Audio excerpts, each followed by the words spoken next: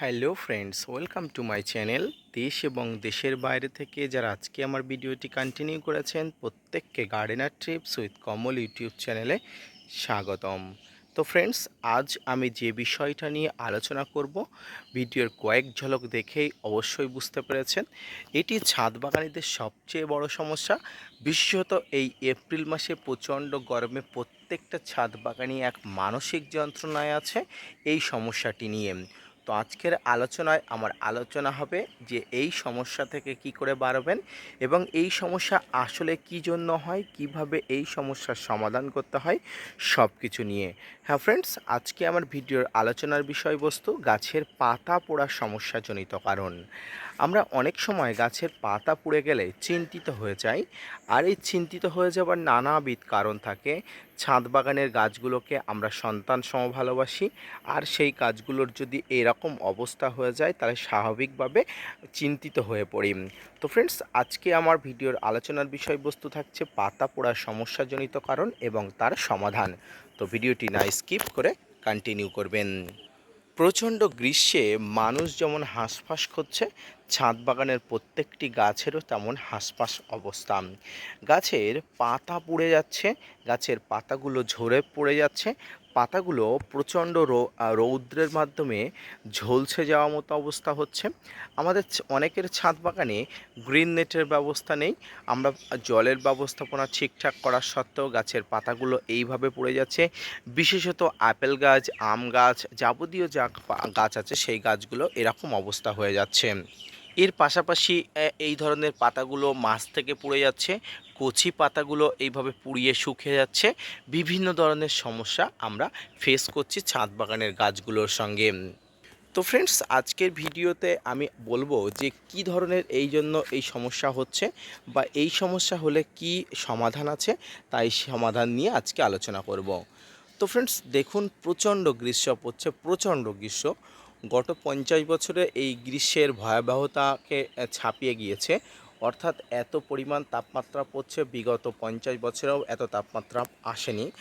মানুষ হাঁসফাঁস হয়ে যাচ্ছে। আমরা মাঝে মাঝে ঠান্ডা জল খাচ্ছি বা আমরা ঠান্ডা জলে চান করছি, কিন্তু গাছেদের তো সেই সুযোগ থাকে না। গাছেরা কথা বলতে পারে না ঠিকই, কিন্তু এদেরও জীবন আছে। প্রচণ্ড গ্রীষ্মে এদেরও হাঁসফাঁস অবস্থা হয়ে যায়।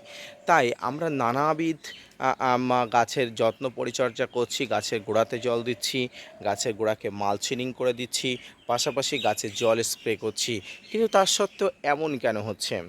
ফ্রেন্ডস, এই সময়টায় ছাদ বাগানের বেশিরভাগ গাছগুলো, অর্থাৎ যদি আপনার ছাদ বাগানে গ্রিন নেটের ব্যবস্থা না থাকে, সেক্ষেত্রে বেশিরভাগ প্রায় 90% গাছগুলো এই ধরনের সমস্যায় হয়ে যাচ্ছে। তো এই ধরনের সমস্যা হলে আপনারা ভীত হবেন না, আপনারা যথাযথ ব্যবস্থা নিন। আর এই যথাযথ ব্যবস্থা কী নেবেন? ফ্রেন্ডস, যথাযথ ব্যবস্থার মধ্যে আপনাকে একটা জিনিস মনে রাখতে হবে যে গাছের যে পাতাগুলো পুড়ে গেছে সেই পাতাগুলো কিন্তু কখনো আর ঠিক করতে পারবেন না। তাই যদি সম্ভব হয় এই পাতাগুলোকে আপনারা একটা একটা করে ফেলে দেবেন, বা যদি পাতাগুলো এখনও পরিমাণ কাঁচা থেকে থাকে, এই কাঁচা থাকার জন্য গাছের পাতাগুলো আরও কয়েকদিন গাছতে টিকে যাবে। তাই এই পাতাগুলো না ফেলে দিয়ে পাতাগুলো আপনি ঝরে পড়বে যখন, তখন গাছটি আবার নতুন পাতা গজাবে। তাই গাছের পাতা পুড়ে যাচ্ছে এই নিয়ে আপনারা উত্তেজিত হবেন না। অনেকে মনে করে যে গাছের পাতা পোড়ার সমস্যা মানে শিকড়ের সমস্যা। হ্যাঁ ফ্রেন্ডস, সেটা যদি অন্য সময় হতো, অর্থাৎ গ্রীষ্মকাল বাদে যদি অন্য সময় হতো, তাহলে এটা ধরেই নেওয়া যেত যে পাতা পোড়ার সমস্যা মানে গাছের শিকড়ের সমস্যা। কিন্তু প্রচণ্ড গ্রীষ্মে ছাদ বাগানে এমন কোনো ছাদ বাগানই নেই যাদের ছাদ বাগানে গাছের পাতা পোড়ার সমস্যা হচ্ছে না। তাই এই পাতা পোড়ার সমস্যা হলে আপনারা অবশ্যই গাছে যে নানাবিধ ঔষধপত্র, উল্টোপাল্টা জিনিসপত্র ব্যবহার করবেন, এরকমটা একদম করবেন না। ফ্রেন্ডস, এই পাতা পোড়ার সমস্যা যাতে গাছে না হয়, আপনারা প্রত্যেক দিন সকালে আর প্রত্যেক দিন দুপুরের দিকে গাছকে পরিষ্কার ঠান্ডা কলের জল দিয়ে স্নান করিয়ে দেবেন। কিভাবে স্নান করাবেন? যেমনভাবে গাছকে ধুইয়ে দিতে হয় তেমনভাবে ধুইয়ে দেবেন। এর পাশাপাশি আপনারা গাছের গোড়াতে, প্রচণ্ড গরম যেহেতু, এই গরমের সময় জলের বন্দোবস্ত একদম ঠিক রাখবেন। কোনো ধরনের ঘাটতি জল যেন না হয়, অর্থাৎ জল যেন কোনোভাবে কমতি না হয়। জল কমতে হলে কিন্তু গাছের পাতা কিন্তু যেমন পুড়ে যাবে, ঝরে যাবে, গাছ কিন্তু ঝিমিয়ে পড়বে, নানাবিধ সমস্যা সমস্যা হবে। এর পাশাপাশি দেখুন বর্ষাকালে দেখবেন বৃষ্টির জলে গাছগুলো ভিজলে কেমন যেন চাঙ্গা হয়ে ওঠে। এর পাশাপাশি এর কারণ হচ্ছে এই বৃষ্টির জলে হাইড্রোজেন পারঅক্সাইড থাকে। এর পাশাপাশি আপনারা যখন গাছকে পরিষ্কার জল দিয়ে স্প্রে করবেন তখন সেই জলে যদি হাইড্রোজেন পারঅক্সাইড গুলে দেন তাহলে অবশ্যই খুব ভালো কাজ হবে। কারণ বৃষ্টির জলে যেমন হাইড্রোজেন পারঅক্সাইড থাকলে গাছগুলো হাইড্রোজেন পারঅক্সাইড পেয়ে ঝকঝকে তকতকে হয়ে ওঠে। প্রচণ্ড গরমেও যদি আপনি নিয়মিত হাইড্রোজেন পারঅক্সাইডগুলো জলে স্প্রে করে দিতে পারেন হয়তো গাছের পাতা পোড়া আপনি কমাতে পারবেন না, কিন্তু যে পাতাগুলো থাকবে সেই পাতাগুলো ঝকঝকে তকতকে অবস্থায় থাকবে।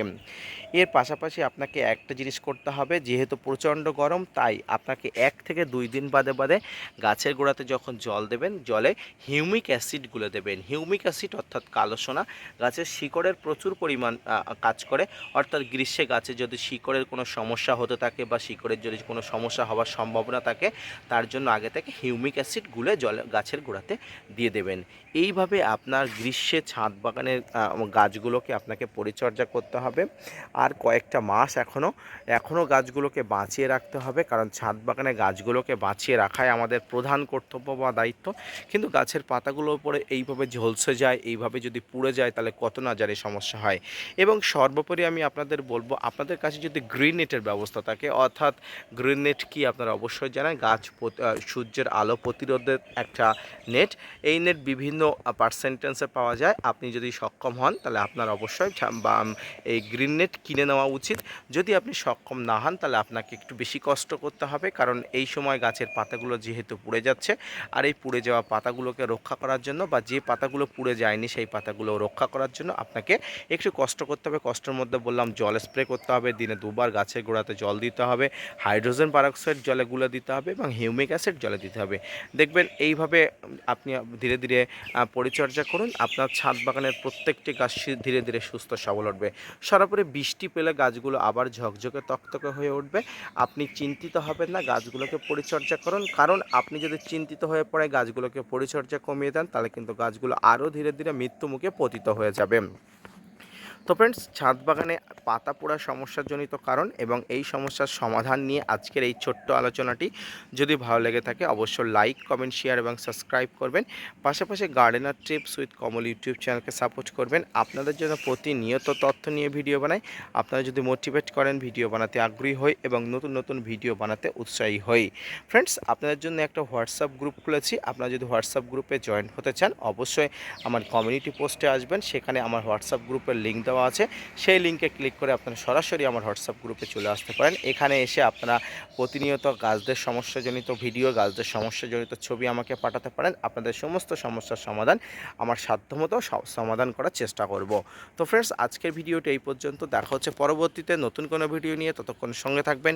আর হ্যাঁ, অবশ্যই gardener tips with Kamal YouTube চ্যানেলকে সাবস্ক্রাইব করতে ভুলবেন না।